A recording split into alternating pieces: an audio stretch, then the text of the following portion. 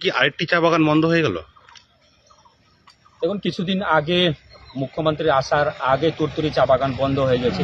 তারপরে আজকে আবার নতুন করে তার মধ্যে আরেকটি বাগান যোগ হয়ে গেছে, তার নাম হচ্ছে জয়বীরপাড়ার চা বাগান। এটাও আজকে থেকে মালিক পক্ষ এখানে নোটিশ দিয়ে চা বাগানটি বন্ধ করে দিয়েছে। তার কোনো লজিক কোনো নেই যে আমার সম্পত্তিগুলো নষ্ট করতেছে। তো সম্পত্তি কারা নষ্ট করতেছে সেটা দেখার দায়িত্ব আপনার। সেরকম কোনো পার্টিকুলার কোনো জিনিস উল্লেখ নেই, কিন্তু বাগানটাকে বেআইনিভাবে বন্ধ করে মালিক পক্ষ এখান থেকে চলে গেছে। তো আমরা বারবার এইখানে দেখতেছি একটার পর এক চা বাগানগুলো বন্ধ হচ্ছে, তারপরে একটা নাটকীয় ভাবে এইখানে চা বাগানগুলো কখনো খুলে যাচ্ছে, বন্ধ হয়ে যাচ্ছে।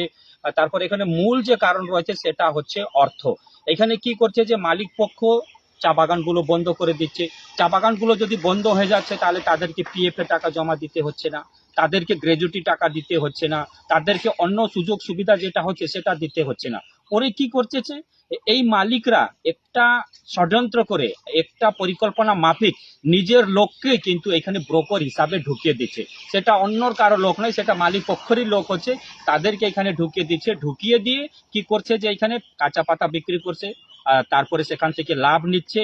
এবং সেখানে এখানকার যারা শাসক দলের যারা ইউনিয়ন আছে সেই ইউনিয়নে কিন্তু এখানে যুক্ত আছে এই ব্রোকারের পিছনে। যে ব্রোকার যদি ঢুকিয়ে দিচ্ছে সেটা মালিকেরই লোক, অন্য কোনো লোক না, সেটা আত্মীয় হতে পারে, নিজের লোক হতে পারে। এবং যদি ব্রোকার এখানে ঢুকে তারা কি করতেছে, এখানে কাঁচা পাতা বিক্রি করছে এবং লাভ নিয়ে চলে যাচ্ছে। তো ব্রোকার যদি এখানে থাকে তাহলে তাদেরকে পিএফ এ টাকা দিতে হচ্ছে না, পুরো বেতন দিচ্ছে না, গ্র্যাজুইটি টাকা দিচ্ছে, কিছু দিতে হচ্ছে না। এই যে এই পরিকল্পনা মাফিক একটা ষড়যন্ত্র বাগানকে চক্রান্ত করে বন্ধ করে দেওয়া এবং সেখানকার মালিক যে শ্রমিক আছে তাদেরকে শোষণ করা, এই চলছে এই সরকারের মধ্যে। এটা বেশি দিন চলতে পারবে না, সব দিকে এইভাবেই চলছে। এটা আগামী দিন আমরা বিটিডব্লিউর তরফ থেকে একটা বৃহৎ আন্দোলনের রূপরেখা তৈরি করেছি, সেটা ডিএম অফিস থেকে নিয়ে নবান্ন পর্যন্ত যাবে। এটা